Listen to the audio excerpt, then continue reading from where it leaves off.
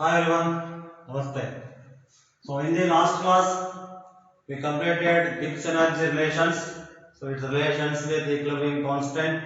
So also Gibbs energy relation with enthalpy and entropy we completed.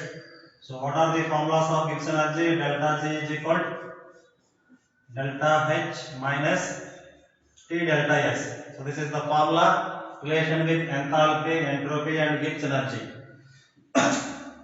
So Gibbs energy is mainly the basic character to explain the spontaneity. Even enthalpy, entropies are changes, but Gibbs energy is the main factor because enthalpy singly does not explain spontaneity.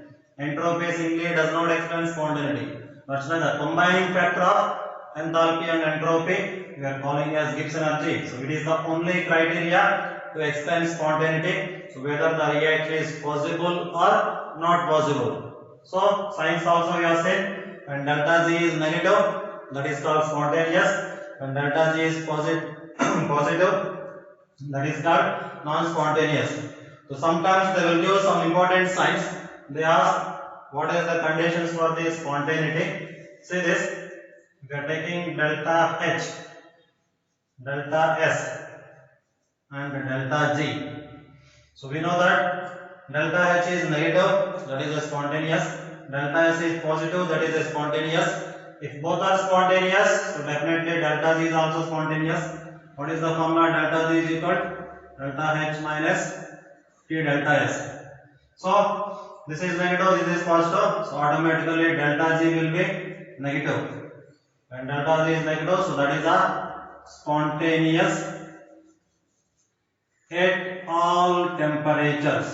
Remember, at all temperatures, when all our parameters are spontaneous, enthalpy is also spontaneous, entropy is also spontaneous. So Gibbs energy will be negative at all temperature. So the process is spontaneous at all temperature. Suppose if it is a positive, that means non-spontaneous. It is a negative, again that means non-spontaneous. So definitely delta G will become positive, that means it will be non-spontaneous at all temperatures. Remember, when all are non-spontaneous at all temperature. When all signs are spontaneous, so there is a spontaneous at all temperatures. But however, suppose delta H is negative, but delta S again we are taking negative. This is spontaneous, but this we are taking non-spontaneous. Now the Gibbs energy will be negative. That means what? Spontaneous. Because only Gibbs energy is the criteria for spontaneous. Negative means spontaneous, positive means non-spontaneous. If these two signs are changing, but Gibbs energy is negative, spontaneous, but at low temperature. Remember it. So when Gibbs energy is negative, spontaneous low temperature, which means enthalpy is negative, it is already spontaneous. But here entropy sign is negative, that means non-spontaneous. But one is non-spontaneous, one is spontaneous. So the reaction can be spontaneous at low temperature. Why low temperature? Because enthalpy will be negative sign. So enthalpy will be negative sign. Negative means exo. So exo means heat releasing. So no requirement of extra heat. That's why reaction should be maintained at low temperature. Then only it is possible. Similarly, if it is positive and it is positive. So this is the, wait 1 minute. Same signs I am taking, negative, negative. So this should be non-spontaneous at high temperature. So in a condition they will ask in the question. That's why I am giving all condition. When enthalpy is negative spontaneous, entropy is negative non-spontaneous. When one is spontaneous and one is non-spontaneous, so temperature should be maintained. Temperature must be important factor.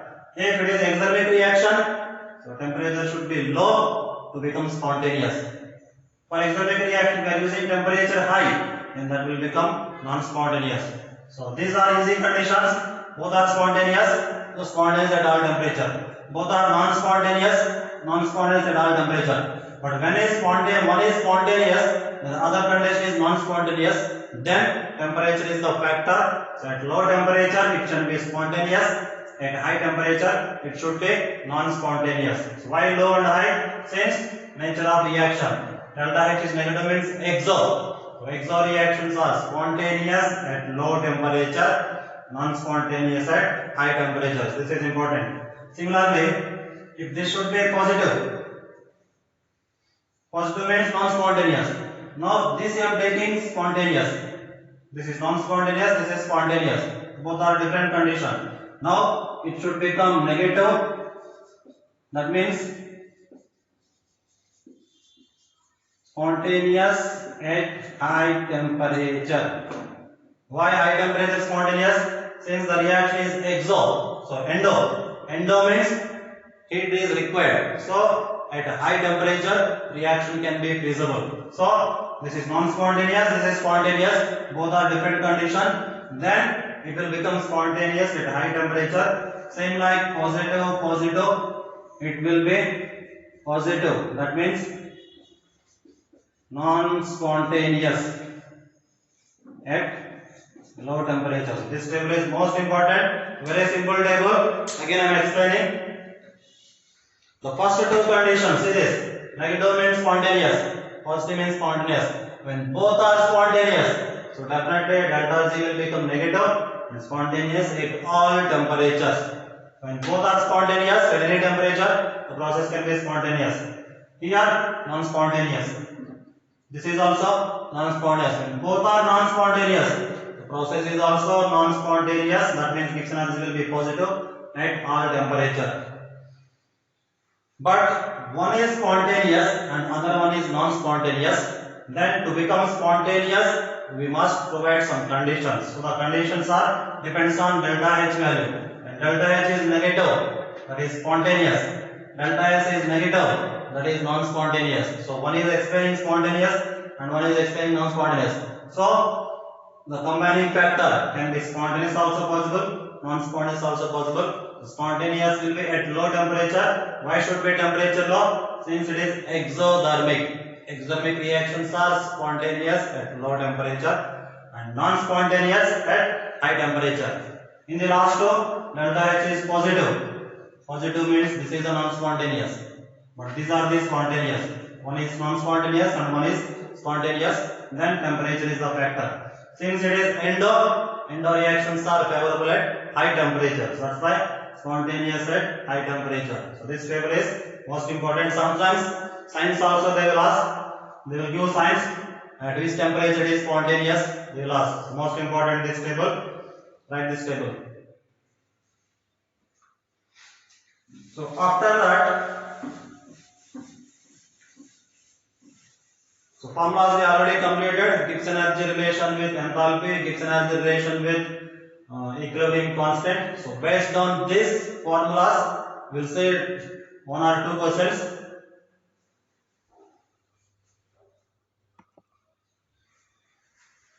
See this question. Find the value of equilibrium constant for the following reaction. Reaction is given and Gibbs energy, standard Gibbs energy of the reaction is also given, minus 13.6 kilojoules per mole. Now we have to calculate equilibrium constant. So Gibbs energy is given, equilibrium constant we have to calculate. So what is the relation between Gibbs energy and equilibrium constant? The standard Gibbs energy delta G naught is equal to minus 2.303 RT log Kc. So that is the relation between standard Gibbs energy and equilibrium constant. So Gibbs energy value already given, so we have to calculate equilibrium constant. So from this log Kc is equal to, this will come this side, divide delta Z naught by 2.303 RT. So from this Gibbs energy sign minus 13.6 kilojoule converted into joules into 10 cube by minus 2.303. So minus can be cancelled. Directly I am writing 2.303 into R value in joules 8.314 into temperature So its temperature is not given. So take temperature is a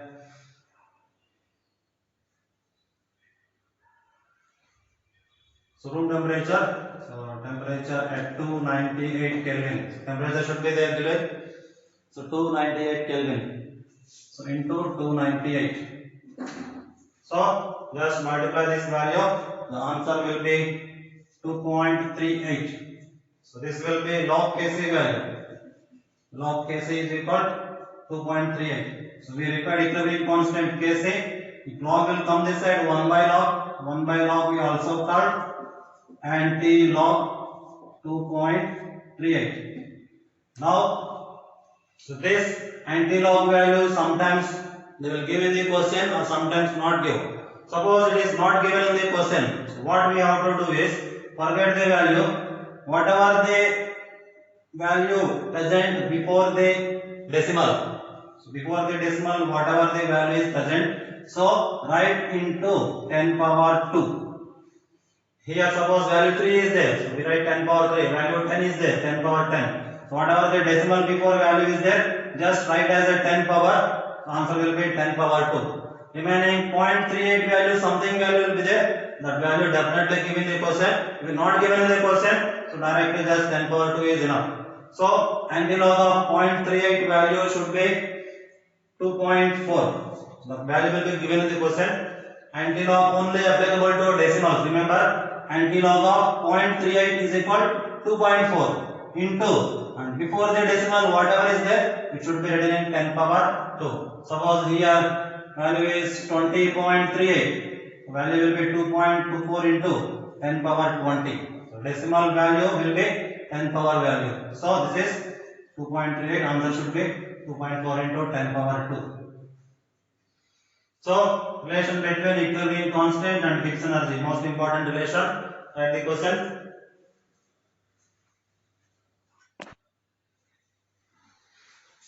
See this question.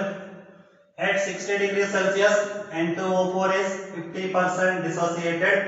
Calculate the standard Gibbs energy at 60 Celsius and 1 atmospheric pressure. Reaction is given. So we have to calculate Gibbs energy.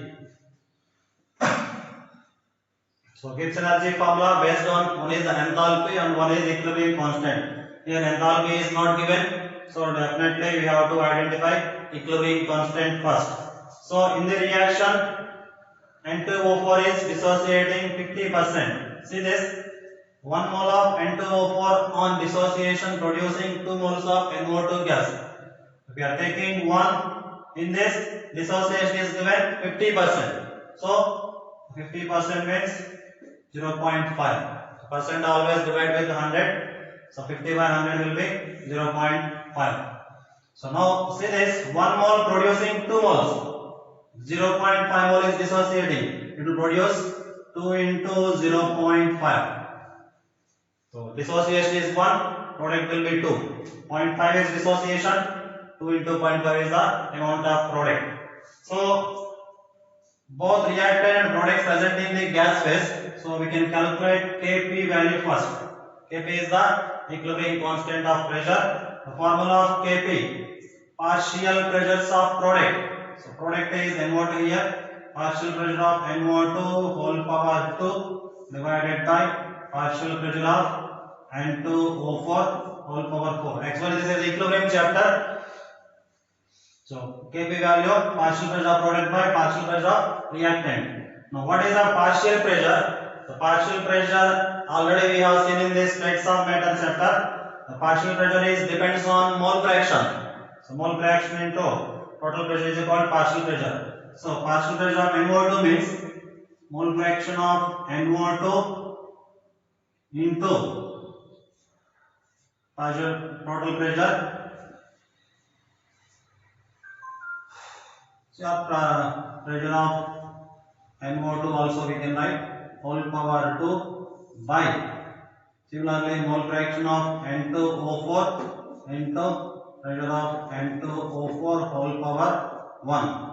From this, first we have to determine mole fraction of NO2. So how to determine mole fraction of NO2? Mole fraction formula, number of moles by total number of moles. So NO2 moles After dissociating, it is 2 into 0.5, that means 1. So number of moles of NO2 will be 1 by total moles. So total moles means this is 1 mole and this is 0.5 is removing, remaining is 0.5. The total will be 1.5 whole square into pressure of NO2 or N2O4. So total reaction should be maintaining at pressure of 1 atmosphere. So this should be 1 square is also 1 divided by mole fraction of N2O4. So number of moles of N2O4 will be 0.5 divided by total moles 1.5 whole power 1 into pressure again 1. So from this we can calculate this value.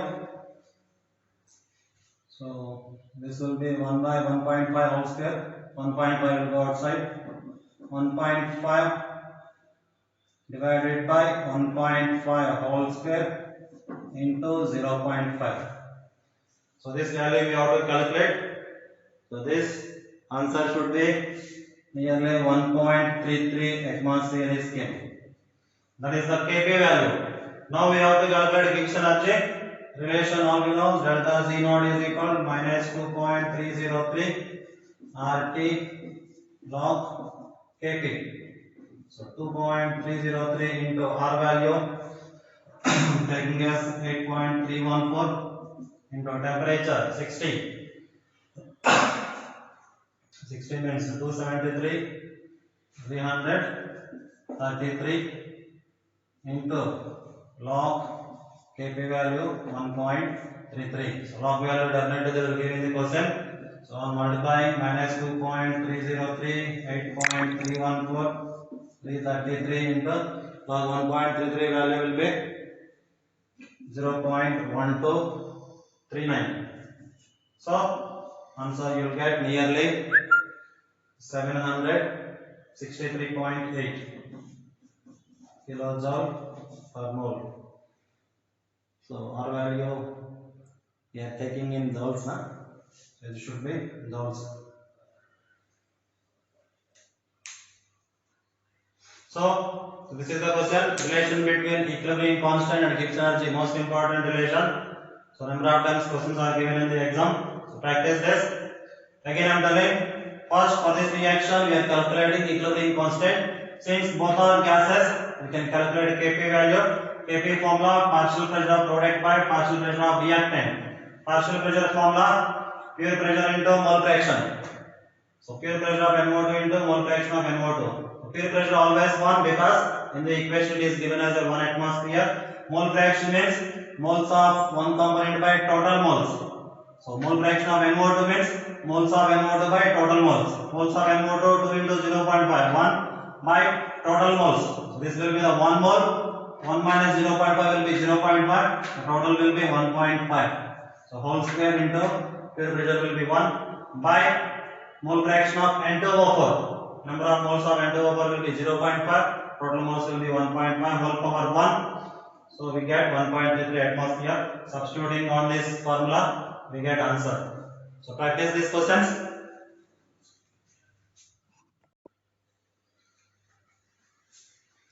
So now almost chapter will be completed. So we completed all state functions like internal energy, enthalpy, entropy and Gibbs energy. Now the Gibbs energy is the final parameter to explain the spontaneity of a process. So how the spontaneity is explained? Delta G is equal to delta H minus T delta S. So what actually Gibbs energy is? We know that enthalpy, it is the heat at constant pressure. Entropy is the randomness. Now what is actual meaning of Gibbs energy is? So Gibbs energy is the amount of available energy for the work. So it is also called useful work. How much energy is remaining for the useful work? That is called Gibbs energy. Why? Because see this. This is the enthalpy. Enthalpy means how much energy is releasing in the process. So this is the release energy. By using some released energy, system is expanding. So entropy will be changed. This is the total releasing energy. By using this energy, some entropy is changing. So whatever this releasing energy minus entropy change will be the remaining energy, that is called available energy. That's why Gibbs energy is the available energy. If the available energy is negative, that means extra energy is there, then it can do work. That's why the process is called spontaneous. If this energy is less and this entropy is high, it will become positive. That means there is no work done, there is no energy for the work done. So that's why Gibbs energy explains whether the process is possible or not possible based on its sign. Delta G is equal to negative. That means some extra energy is remained. So it can be done for the work. If it is a positive, energy is not present, so it cannot do work. So that's why based on Gibbs energy values, you can identify it is a spontaneous or non-spontaneous. So definition, it is the amount of usable work. Simple. How much energy is? This is not releasing energy. Remember, delta H is the releasing energy. Delta G is not releasing energy. If the energy does not release, it is the available energy. How much energy is available for the work done? That is called Gibbs energy. That is important. Difference between this energy and this is also energy. This is also energy. What is the difference? Is it is the releasing energy in the process, but this energy, some amount is consumed for the expansion of system. So remaining energy is called Gibbs energy. If energy is remaining, so reaction is spontaneous. If energy is not remaining, reaction is non-spontaneous. Very simple. So all state functions parameters we completed. So in the second law of thermodynamics, I explained one statement. So heat does not completely convert it to work. It is not possible to construct a machine which is 100% efficient. The statement I have given. So what is the actual meaning of the statement? See this. I am taking a source. From this source, heat is releasing some amount of heat. Suppose it is a Q1. So this Q1 heat is given to system. And this some amount of heat is used for the work done, and it releases some amount of heat to the outside, that is called simply sink. So this we are taking as a Q2. So what is the actual meaning? Whatever the heat is present, heat completely does not convert it to work. If you are giving Q1 amount of heat to the system does not convert complete heat into work. We cannot take a system, take this as an engine or whatever the machine, whatever. So any machine which does not convert complete heat into work, only some amount of heat converted to work, the remaining heat will be released to the outside. So outside we are calling as simply. So from source to sink, when heat is passing, only some amount of heat is converted to work. All 100% heat does not convert it to work. So efficiency of an engine. What is the efficiency of engine? How much heat is converted to work? That is written as eta. Eta is called efficiency of an engine. So the efficiency can be calculated by amount of work done by amount of heat absorbed.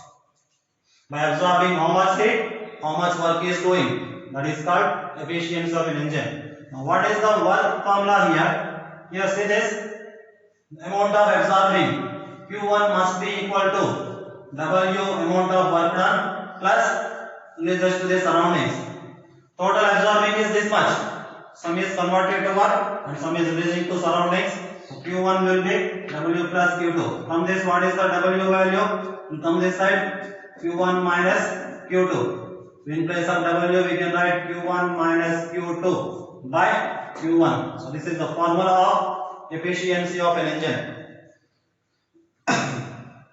Eta is efficiency. Efficiency of an engine is equal to Q1 minus Q2 by Q1. So Q1 is the absorbed heat, Q2 is emitted heat divided by absorbed heat is equal to efficiency of an engine. So this is normal engine. This is not Carnot engine. Remember, this is just normal engine. Now what is Carnot engine is? So Carnot explained any engine which does not completely converted, any machine or any engine which does not completely convert heat into work 100%. So Carnot explains we can provide maximum efficiency by taking a reversible process. So what is the reversible process here? Actually this is not required, this is a physics topic, but just formula is important. That's why I am giving eta formula Q1 minus Q2 by Q1. Absorbed heat minus emitted heat by absorbed heat. This also we can written as T1 minus T2 by T1. So also we can write this formula T1 minus T2 by T1. So T1 is the high temperature, T2 is the low temperature, T1 is the high temperature. So either Q1 minus Q2 by Q1 or T1 minus T2 by T1. How the formula will come? See this. By taking a reversible process, Carnot constructed a machine that is called Carnot engine. This Carnot engine will provide maximum efficiency. The maximum efficiency of engine is given by Carnot. According to Carnot,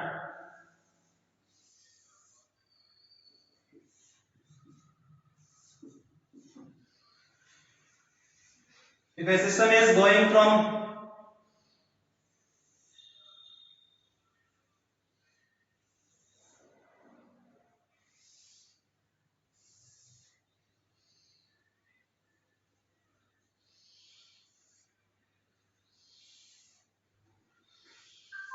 four types of phases it is going. Let the initial point of pressure will be P1, volume will be V1, temperature will be T1. In the first process, it is going in isothermal expansion. So in Carnot engine, there is a 4 steps involved. The first step is called isothermal expansion.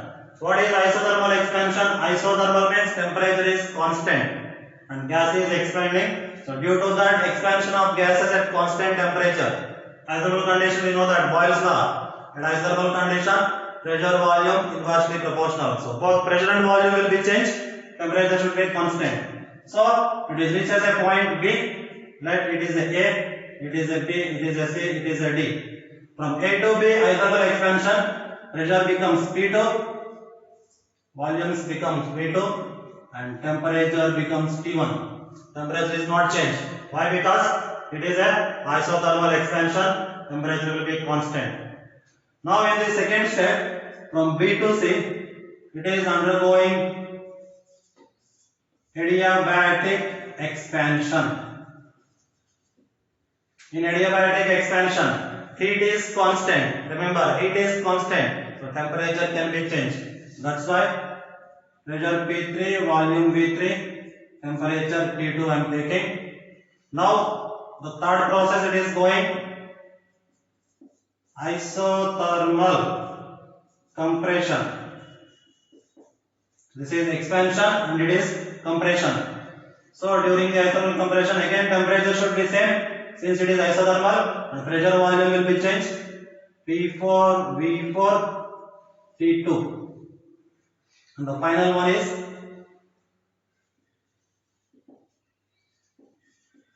adiabatic compression. So total 4 steps. The process is going. First isothermal expansion, adiabatic expansion, isothermal compression, adiabatic compression. So during these 4 steps, it is a cyclic process, reversible process it is. Reversible it is going from isothermal expansion, adiabatic expansion, isothermal compression, adiabatic compression.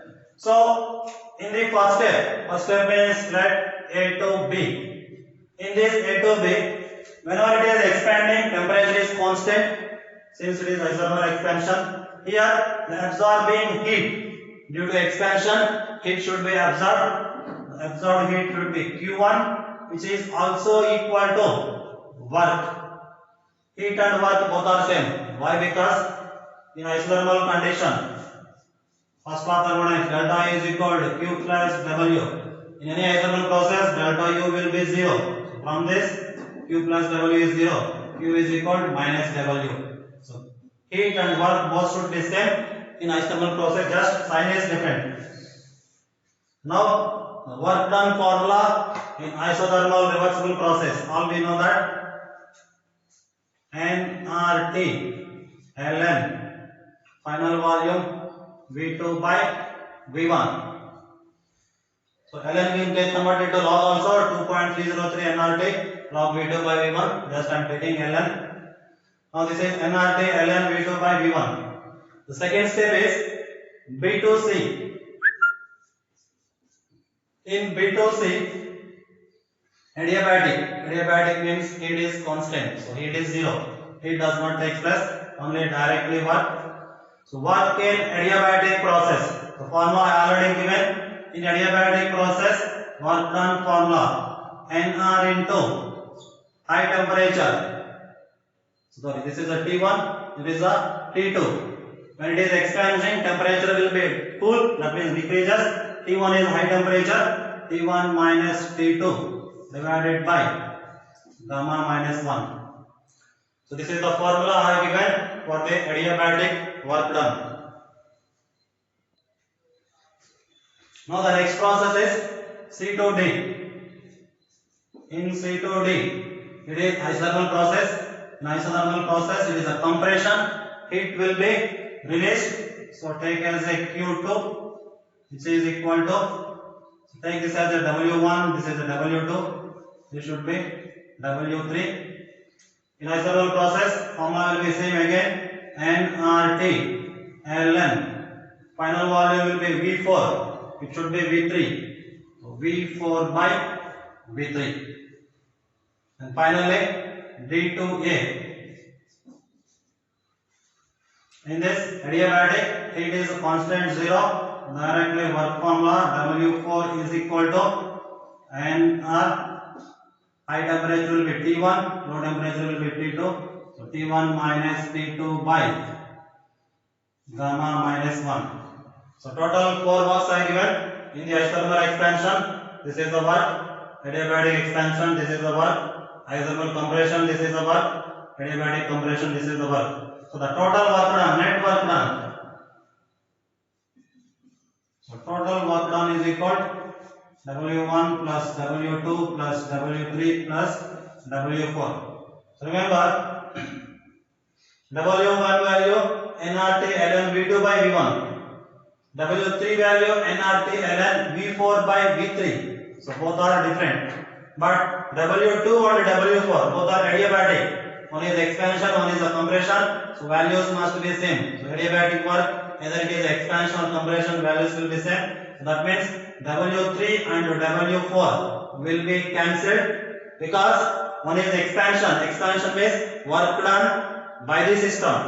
And compression means work done on the system. So both signs are opposite. So both W2 and W3 will be cancelled. So this one cancelled. So remaining will be W1, W3. W1 will be nRT ln V2 by V1 plus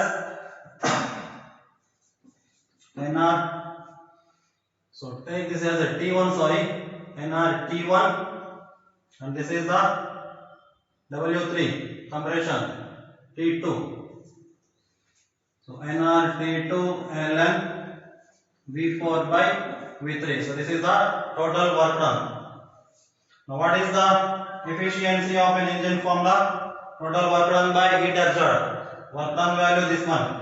nRT ln V2 by V1 plus nRT2 ln V4 by V3 total divided by heat absorbed.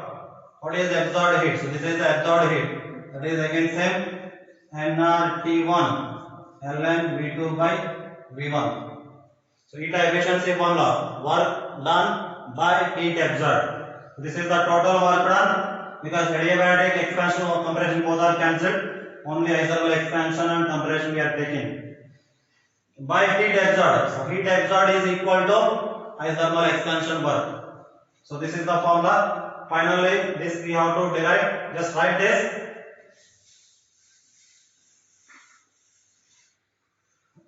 Now say this. In this process, what are they common? So nR is common, nR is common. This is the T1, T2. So take this eta formula like this. nR T1 ln V2 by V1 If sign I am taking minus, then it will become nRT2 ln V3 by V4 we can write.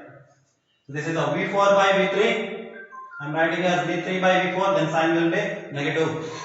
So divided by nRT1 ln V2 by V1. So from this, it is equal. So NR common. So when you are taking NR common, this NR will be cancelled. So remaining is T1. This is a T2. T1 minus T2 by T1 into, here see this, ln V2 by V1 minus ln V3 by V4 divided by ln V2 by V1.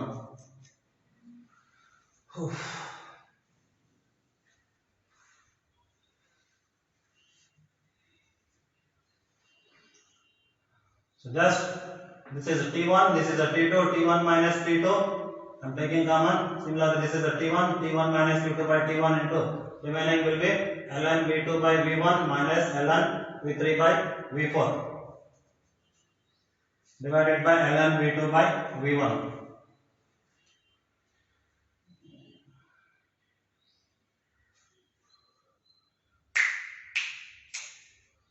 So here it should be cancelled, right?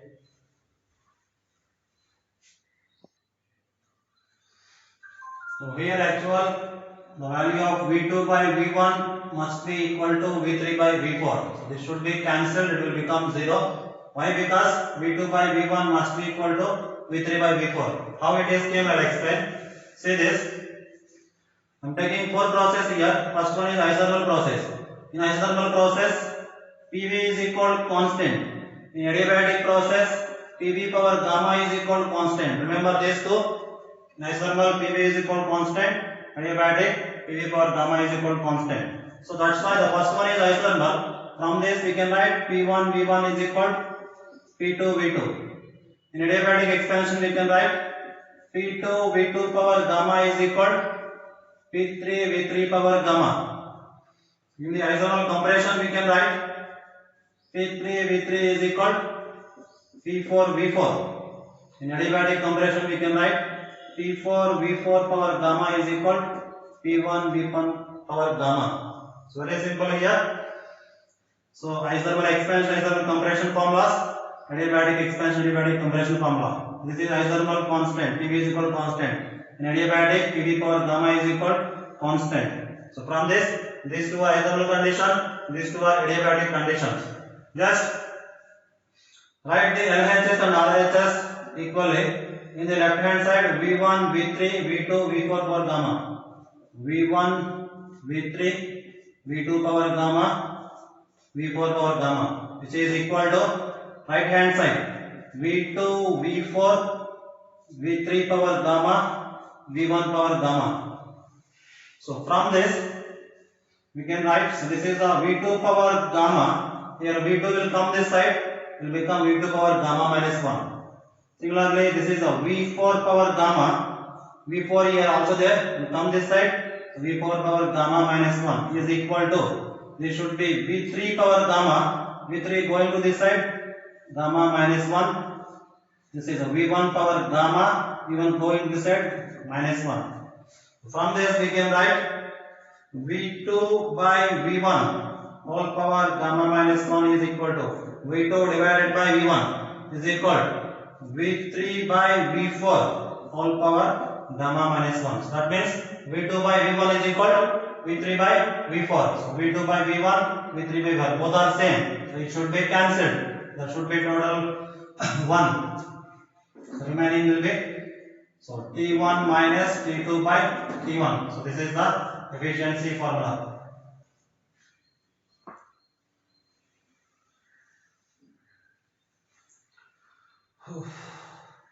So efficiency of an engine can be T1 minus T2 by T1. So T1 is the high temperature, T2 is the low temperature by high temperature. So any engine which gets maximum efficiency when the temperature difference is very large. When very large temperature difference is there, we get maximum efficiency. So this formula is enough. Actually, derivation is not required. It is a physical term. But in chemistry, Carnot cycle is not there.